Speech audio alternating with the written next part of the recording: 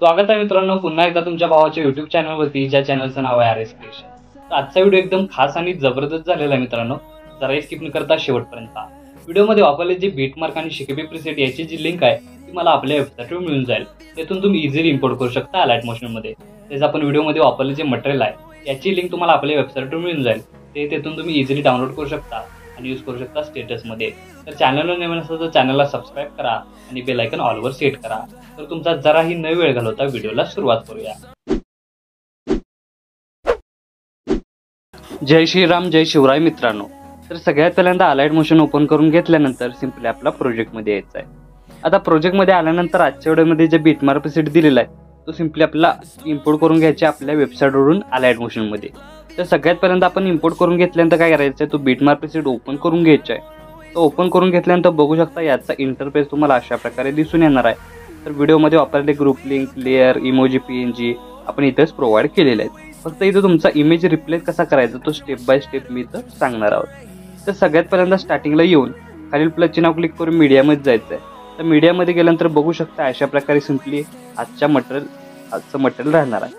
तर सिंपली मटेरियलमध्ये कोणताही इमेज ॲड करून घ्यायचा आहे। आता हा इमेज मी इथं डेमोसाठी यूज करतोय। इथं तुम्ही स्वतःची इमेज अशा प्रकारे यूज करून हा स्टेटस आहे तो क्रिएट करायचा आहे। आता इमेज ॲड करून घेतल्यानंतर काय करायचं आहे, मूव्ह ऑन टास्कबारमध्ये जाऊन थर्ड ऑप्शनवर क्लिक करून याची जी साईज आहे ती वाढवून घ्यायची आहे। साईज वाढवून घेतल्यानंतर त्यानंतर अशा प्रकारे वरती स्क्रोल करत तो इमेज आहे तो सेट करून घ्यायचा आहे। साईज आहे ती कमी जास्त करू शकता अशा प्रकारे।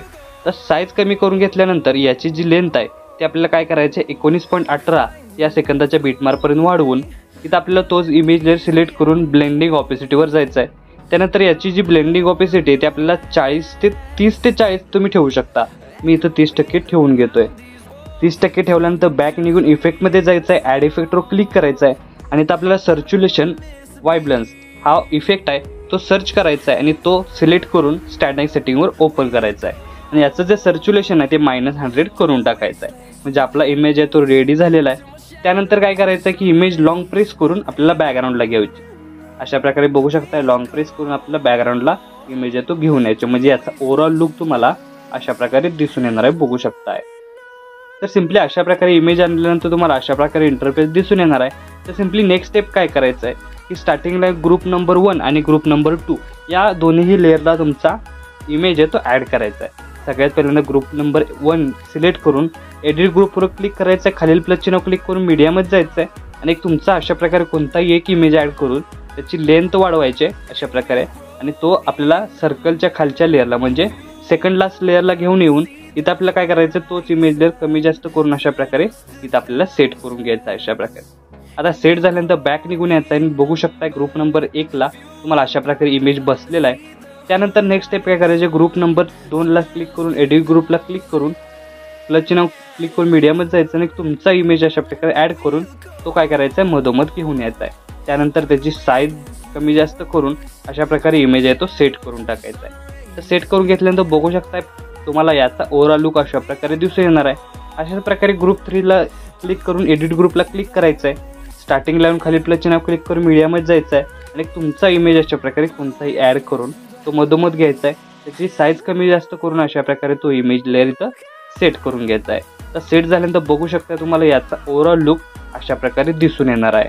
तर सिंपली इथून पासून चालवणाऱ्या प्रत्येक लेअरला अशाच प्रकारे तुम्हाला एडिट ग्रुप करून इमेज आहेत ते ॲड करायचे आहेत। फक्त जो मधोमधी आपण सर्कल इमेज ठेवलेला आहे तो फक्त चेंज होणार नाही, तो एकच राहणार आहे। फक्त इथून पासून चालवणाऱ्या प्रत्येक लेअरला अशाच प्रकारे इमेज लेअर ॲड करायचा आहे। त्यासाठी तुम्हाला अजून एकदा एक्झाम्पल दाखवतो की सिंपली ग्रुप 4 ला इमेज ॲड करण्यासाठी ग्रुप 4 लेअर सिलेक्ट करून एडिट ग्रुपला क्लिक करायचं आहे, स्टार्टिंगला येऊन खालील प्लसचे नाव क्लिक करून मीडियामध्ये जायचं आहे आणि कोणताही इमेज ॲड करून त्याची लेंथ वाढवून घ्यायची आहे। त्यानंतर तोच इमेज लेअर मधोमध घेऊन त्याची साईज कमी जास्त करून अशा प्रकारे तो सेट करून घ्यायचा आहे आणि बॅक निघाल्यानंतर बघू शकताय की तुम्हाला लेअरला अशा प्रकारे ओव्हरऑल लुक दिसून येणार आहे। अशाच प्रकारे 5 नंबरचे तुम्हाला डेमोसाठी दाखवतोय, खालील प्लसचे नाव क्लिक करून मीडियामध्ये जायचं आहे, इमेज ॲड करून त्याची लेंथ वाढवायचे, त्यानंतर तो मधोमध घेऊन तिथं आपल्याची लेंथ वाढवून तिथं आपल्याला तो सेट करून घ्यायचा आहे। तर सेट झाल्यानंतर बघू शकता की स्टार्टिंगपासून याचा ओव्हरऑल लुक तुम्हाला अशा प्रकारे दिसून येणार आहे।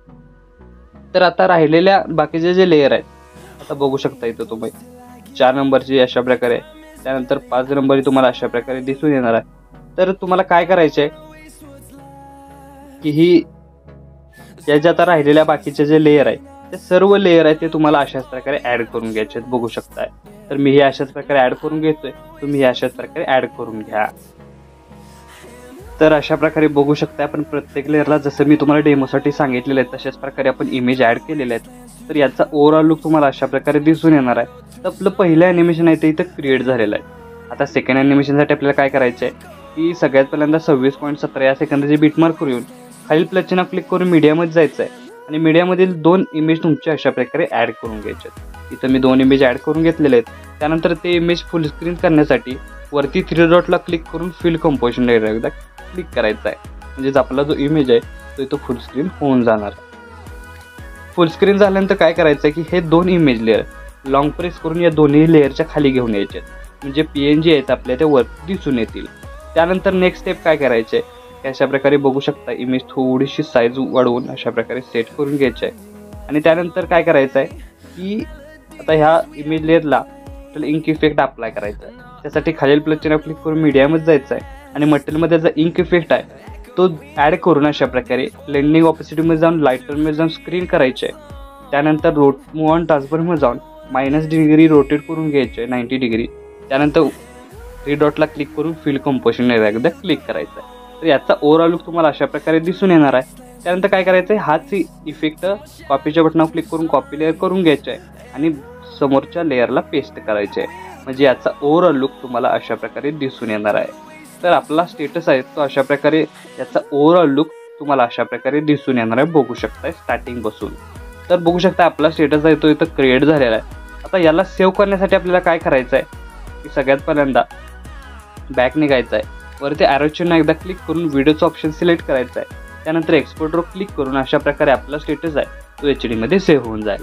तर आजच्या व्हिडिओमध्ये एवढंच मित्रांनो, भेटू पुढच्या व्हिडिओमध्ये, तोपर्यंत काळजी।